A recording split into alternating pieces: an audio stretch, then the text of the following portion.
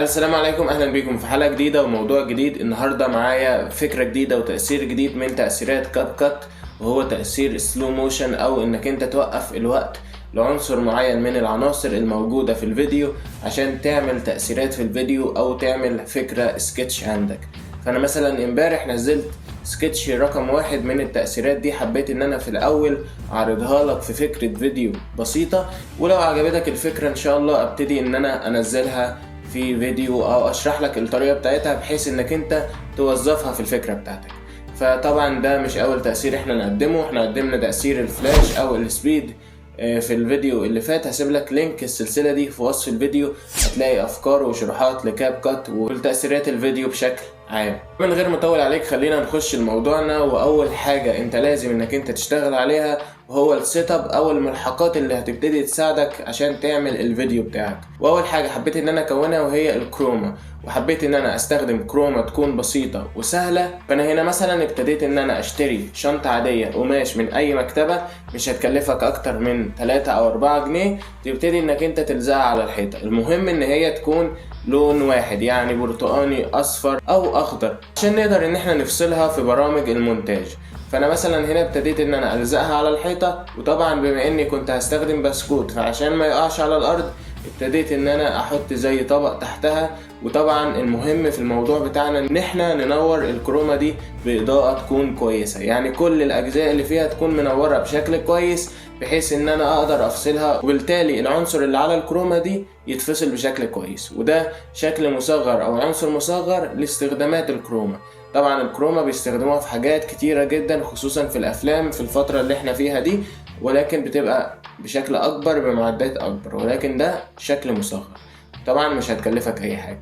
بعد ما بتبتدي انك انت تشغل الكاميرا عادي، بتصور فيديو عادي، لو انت عندك تصور 60 فريم فدي حاجة كويسة، او تعلي الجودة بتاعت الفيديو لأعلى حاجة عندك على الموبايل، وهتبتدي انك انت تصور فيديو عادي جدا وانت بترمي البسكوتة او بترمي اي حاجة على حسب موضوع الفيديو بتاعك.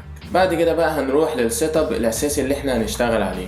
بما ان انا هنا هبتدي ان انا استخدم مثلا بسكوت، فابتديت ان انا احط بسكوت، ابتديت ان انا احط كوباية شاي، ابتديت برضو في نفس الوقت ان انا اظبط السيت اب، مثلا احط لابتوب وورق عشان يدي المعنى اللي انا عاوز ان انا اوصل سكتش اكون بذاكر فيه او هكذا يعني. فلازم انك انت تحط حاجات ليها علاقة بالموضوع.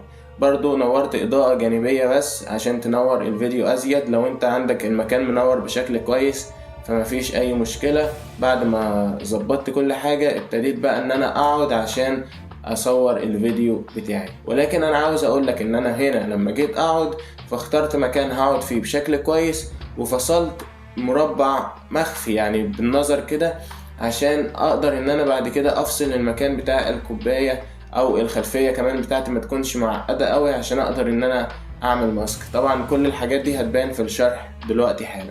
خلاص ظبطنا السيت اب وظبطنا كل الكروما اللي احنا هنحذف عليها الحاجات والملحقات.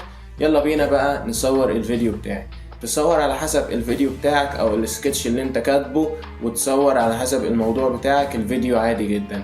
بعد خلاص ما صورنا فهنروح على تطبيق كاب كات، بما انه تطبيق مجاني وفيه كل الحاجات اللي احنا ممكن نكون محتاجينها وعلى الموبايل كمان. فتحت كاب كات، ابتدي في الاول اجيب الفيديو اللي انا صورت فيه الكروما دي، ومش هعمل اي حاجة فيه غير ان انا هوطي بس الصوت على الاخر، وفي نفس الوقت هبتدي ان انا ابطأ من سبيد السرعة ناحية الشمال. هنا هبطئها مش هسرعها، وبس كده هبتدي احفظ الفيديو عندي باعلى جودة موجودة، وهبتدي اروح على الفيديو الاساسي بتاعي. هبتدي ان انا هنا هقص الفيديو بتاعي، يعني المشهد التمثيلي لحد الاخر من غير ما اضيف اي حاجة خالص. بعد ما بظبط كل حاجة في الاول ببتدي ان انا باجي عند اللحظة ان انا بحذف فيها البسكوتة او بحذف فيها اي حاجة تانية، وابتدي ان انا اعمل كروب عندها او اقص الكليب من هنا، بحيث ان انا لما اجي عند اوفرلاي واجيب الكروما اللي انا عملتها اقدر ان انا افصلها عند نفس اللحظة دي. وانا محدد بقى على اللاير او الطبقة اللي انا ضفتها بتاعة الكروما، ابتدي اجي عند كات اوت، ومن كروما ابتدي ان انا احدد لون البرتقاني او لون الكروما، وابتدي ان انا اقلله بحيث ان هو يختفي لحد ما الاقي ان البسكوتة بتنزل لوحدها.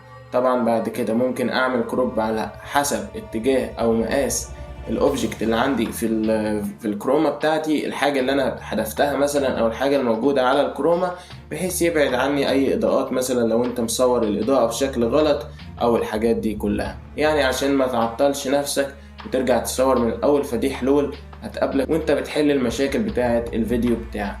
خلاص دلوقتي ابتدينا ان احنا حلينا مشكلة الكروما، هبتدي ان انا اظبطها على نفس المقاس اللي انا ماسك فيه البسكوتة الاساسية، ولكن لما هاجي احذفها هلاحظ ان في بسكوتة سريعة وبسكوتة بطيئة. كل اللي عليا بقى ان انا زي ما قلت لك ان انا كنت عامل زي مربع مخفي ان انا ابتدي اشتغل عليه، فباجي بدور على اي مربع في الفيديو، او انا مثلا اصور فيديو تاني يكون فيه كوباية الشاي ثابتة في نفس النقطة، فعشان اقول لك يعني بشكل اضمن فانا خدتها وانا بكون بصور اصلا في الفيديو. ابتديت ان انا خدت جزء معين، ابتديت اعمل له كوبي، وابتديت اجي عند اداة اوفرلاي بحيث ان هو ينزل لتحت، وكده الفيديو الاساسي زي ما هو ولكن خدت منه جزء وكررته بس مش اكتر.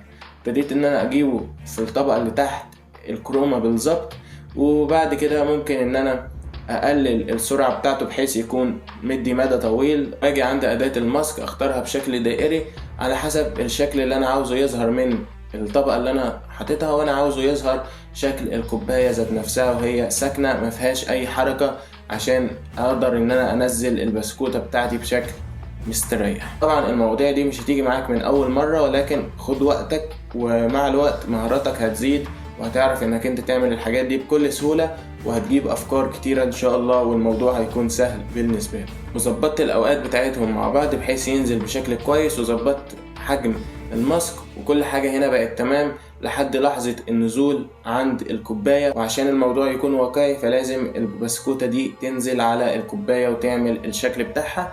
فبرجع من اوفرلاي بجيب نفس الفيديو ولكن بقص الجزء بس بتاع الكوباية وهي بيطلع منها الشاي او البسكوتة بتقع منها بالظبط، وبس كده هبتدي ان انا احطها وهبتدي ان انا اعمل لها الحجم بتاعها يكون قد الفيديو الاساسي، وهعمل لها ماسك زي ما هي بشكل دائري واظهر فيها الكوباية بس. وبكده في نفس اللحظة يكون البسكوتة نزلت بشكل بطيء وانا في نفس اللحظة بتحرك بشكل سريع، وفي نفس الوقت عشان يعني الموضوع يكون واقعي اكتر فضفت كروما اللي هي الماث او الرياضة، الارقام اللي احنا بنستخدمها في العادي، يعني ان هي يعني تبين ان انا كنت بفكر.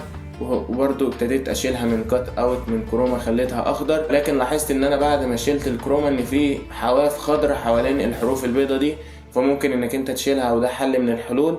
بتيجي عند adjust وبتيجي عند HSL ومنها تحدد على اللون الاخضر او اللون الزيادة، وتبتدي تقلل الساتوريشن بتاعه للاخر بحيث ان اللون اللي احنا عاوزينه التاني يظهر، وده برضو حل من الحلول.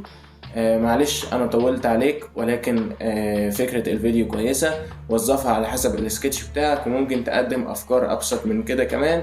وبس كده، لو حابب تشوف كواليس الفيديو ده فهتلاقيها في لينك الفيديو هسيبهولك في وصف الفيديو، او الفيديو اللي قبل ده، سواء انت كنت بتتابعني على الفيسبوك او على اليوتيوب. اتمنى تكون استفدت. انا يحيى الشافعي، ما تنساش اللايك والمتابعة والكومنت، والسلام عليكم ورحمة الله وبركاته. بس ودي عملنا الشاي كده، نخلص على المادة دي. السؤال ده اجابته معروفة، كانت اجابته ايه؟